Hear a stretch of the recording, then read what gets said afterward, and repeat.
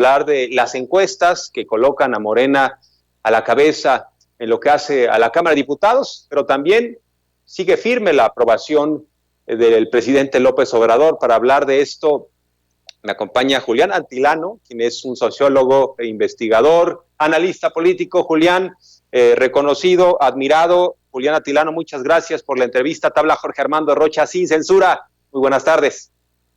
Jorge Armando, ¿qué tal? El gusto es mío. Primero te felicito por este nuevo espacio que tienes en Sin Censura y pues muchas gracias por la invitación. Muchas gracias, estimado Julián. Si te parece, me gustaría comenzar esta entrevista viendo un video muy reciente de Felipe Calderón en donde advierte de una dictadura. Es lo que dice el expresidente, que fue muy autoritario, francamente, y bueno, pues en un evento de ayer, apoyando a los panistas en San Luis Potosí, a pesar de que él dijo que ya no era panista, porque incluso hasta andaba haciendo su partido fallido México Libre, bueno, pues a pesar de que dice que ya no es panista, apoya a panistas en San Luis Potosí y advierte de una dictadura, entre comillas. Vamos a escucharlo para que nos des tu opinión, Julián. Muy bien. Corre un gran peligro, el peligro de convertirse en una dictadura donde las voces de las mexicanas y los mexicanos, especialmente de los más humildes, queden aplastadas por la voz del poderoso, y no lo vamos a permitir. Porque hoy México...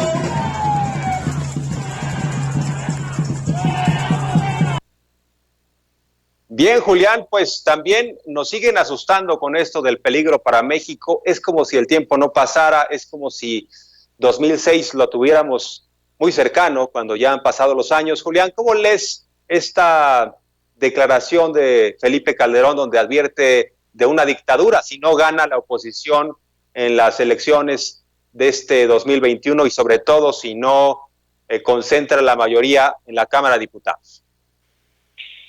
Mira, Jorge Armando, me parece que pues describes muy bien la estrategia. La estrategia efectivamente es volver a utilizar esta campaña de miedo, este discurso de confrontación que utilizaron y que les sirvió en 2006, en un momento en el que este tipo de campañas no eran no eran parte de la cultura política de México. Por eso tuvo mucho impacto, fue una campaña totalmente de miedo. Se utilizaba, por ejemplo, en ese tiempo la figura del presidente Chávez de Venezuela para generar esta percepción.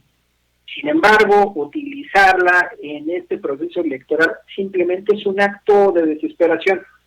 Y en primer lugar lo que nos muestra es que no tienen ideas. Imagínate, utilizar una campaña, utilizar por decirlo coloquialmente, un cartucho quemado para intentar incidir en el voto, simplemente nos habla, uno, de que no tienen ideas, y el segundo punto es que están desesperados. Francamente, yo así lo que estoy viendo, están tratando de utilizar todos sus recursos, podríamos decir que se la están jugando para intentar ganar. Y lo están haciendo, según ellos, de una forma táctica, de una forma estratégica, porque, mira, Jorge Armando, este mitin se da en San Luis Potosí y es uno de los estados disputados, es uno de los estados en donde Morena lleva una tendencia a la alza y que puede ganar. Están todavía en el margen de error. Esta es una elección en San Luis Potosí competida, la moneda está en el aire y entonces ni siquiera ya están asistiendo, no vamos a ver a Calderón asistiendo a lugares donde simplemente tienen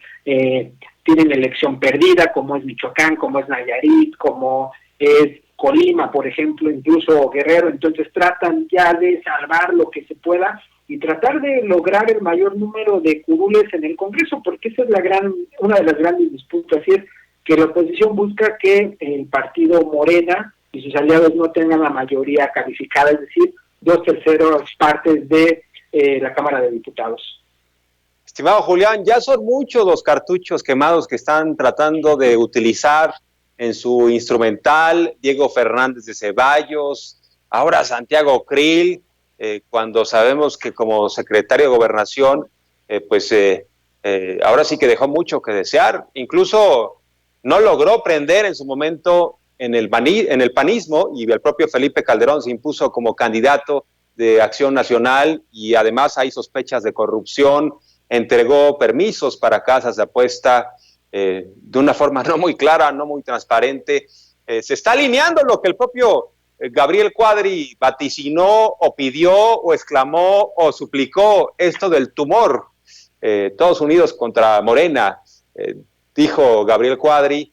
¿Crees que sea esto un bloque suficiente o es un bloque que al final apela a la desmemoria de los ciudadanos? Porque varios sí sabemos quiénes son. Habrá nuevas generaciones que no tengan una idea muy clara de lo que representa Diego Fernández de Ceballos, un hombre que, escudado siempre en un puro, hizo grandes negocios al amparo del poder, incluso como abogado litigaba en contra del Estado, siendo él parte del Estado, porque lo era también, lo hacía como senador, entonces con una doble cachucha, una doble moral, pero la aprobación del presidente López Obrador está en la mayoría de las encuestas serias arriba del 60%. ¿Lo han tomado como una batalla contra López Obrador directa, este grupo, más allá de los candidatos, de los nombres, en lo que hace a las diputaciones federales? ¿Lo han tomado personal con López Obrador? Así es, mira, lo podemos ver en distintas dimensiones. Hay personajes como los que ya señalaste, Santiago Krill, Diego Fernández de Ceballos, incluso te faltó nombrar uno que es Roberto Madrazo, que también ya sacó su libro, está ya también participando. Esos personajes sí es una cuestión personal. Mira, Madrazo, por ejemplo, cometió un fraude en Tabasco en contra de López Obrador. Santiago Krill compitió en contra de López Obrador para la jefatura del Distrito Federal, y bueno, ya conocemos ese muy famoso debate entre Diego Fernández de Ceballos y López Obrador. Yo diría que estos personajes sí tienen incluso Calderón también, por supuesto, Vicente Fox también tienen una cuestión personal, ¿no? Pareciera, actúan de esa manera, sus declaraciones lo visibilizan.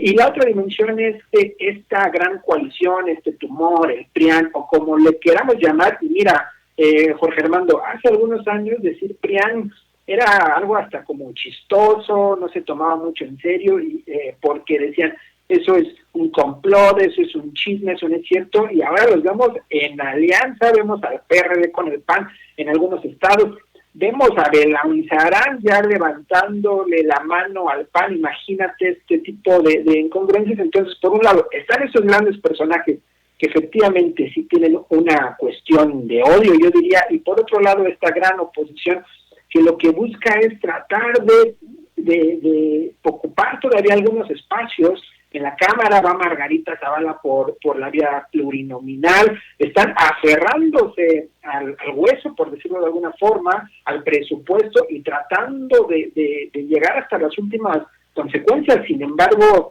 en la encuesta que se publicó el día de hoy por el diario El Financiero, por un encuestador de mucho prestigio, que es Alejandro Moreno, hay datos muy interesantes y reveladores. Por ejemplo, prácticamente 8 de cada 10 personas no confían nada en el PRI, 7 de cada 10 personas no confían nada en el PAN y 67%, prácticamente 7 de cada 10 personas no confían en el PRD. Eso nos muestra que más allá del discurso, más allá incluso de los tuitazos que se avienten y de esta percepción que ellos aparentemente intentan construir, pues estamos viendo que la realidad nos está mostrando otra cosa y que la sociedad mexicana sí tiene memoria y que no está confiando en estos partidos. Tú ya nos dijiste varios casos de corrupción, por ejemplo lo de Santiago Krill. El último día del gobierno de Vicente Fox dio estos permisos para los casinos, por ejemplo, entre tantos otras formas de corrupción que ha habido. Entonces, la sociedad mexicana está consciente de lo que está pasando y mira, a diferencia de estos datos que te di sobre la aprobación o la confianza hacia los partidos, vemos en cambio que Morena está en otro lugar. Prácticamente 60% de las personas confían en Morena y esto yo creo que da para un análisis en sí mismo, para que haya una reflexión sobre esto y preguntarnos por qué un partido sí tiene esa confianza y una coalición que es el PRIAN no la tiene, ¿no? Estimado Julián, esto que nos dices es muy importante porque López Obrador es Morena y Morena es López Obrador. Es decir, se ha comentado que no aparece formalmente en la boleta el presidente. Esto es lógico. No hay, algo que signifique esta elección, algo que tenga que ver con la presidencia de la República. Eso será en los próximos 3 años. Pero lo que sí es que la imagen del presidente está asociada con Morena, a tal grado que sigue arrastrando este fenómeno de 2018 de más de 30 millones de votos, que significó llevarse también varias gubernaturas para Morena, y ahora hay estados de la República en donde pongas al candidato que pongas, está arriba, porque la imagen del partido es muy buena, porque a su vez está relacionada con López Obrador. Es muy probable que vaya a ganar Morena en estados donde pues no se pintaba la izquierda, donde no pintaba históricamente. Es muy probable que vaya a ganar Baja California, que vaya a ganar Sinaloa, Sonora, Honduras está arrasando. Pero hay un fenómeno muy, muy importante, muy interesante, y yo creo que del cual todavía la oposición no ha acabado de entender, es decir, cómo afrontar esta elección, porque pues está imparable. De las 15 gubernaturas quizás se lleve Morena 12, 13.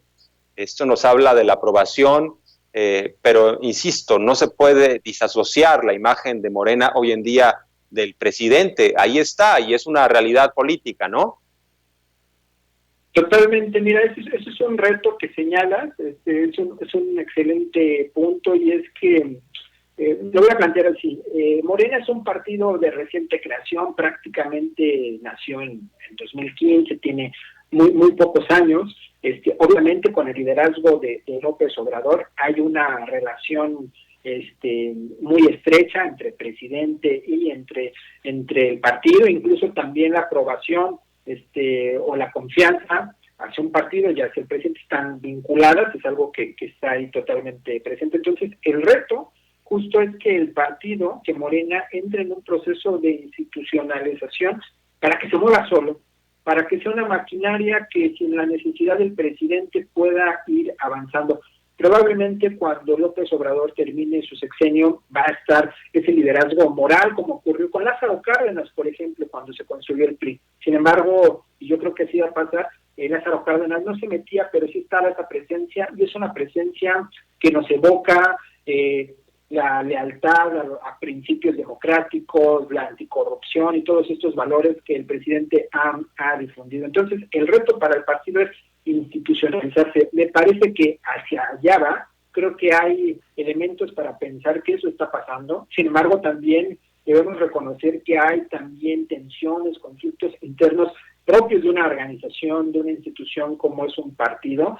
Pero también me parece que, también lo señalaste, que debemos observar que México es un país heterogéneo, las culturas políticas en los distintos estados son distintas. Entonces, y esto llama mucho la atención, vemos que en estados del norte, ya lo dijiste, en donde prácticamente la izquierda, incluso ni siquiera Morena, la izquierda no entraba ni con calzador, ahora puede ganar las gubernaturas.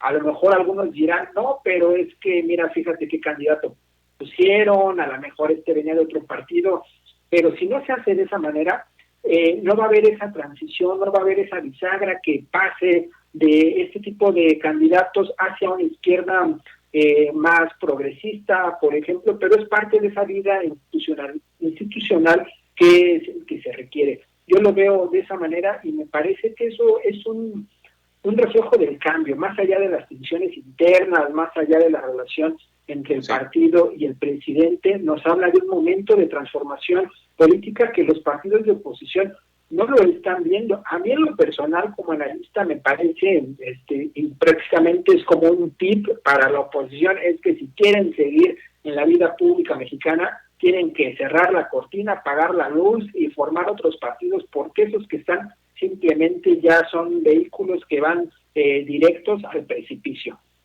Así es, películas ya muy vistas. Julián Atilano, el espacio se queda abierto. Muchas gracias por la entrevista, estamos en comunicación permanente, te vamos a entrevistar muchas veces, si lo permites, muchas gracias. Jorge Armando, quedo a la orden y un saludo a esta maravillosa audiencia que tienen. Muchas gracias.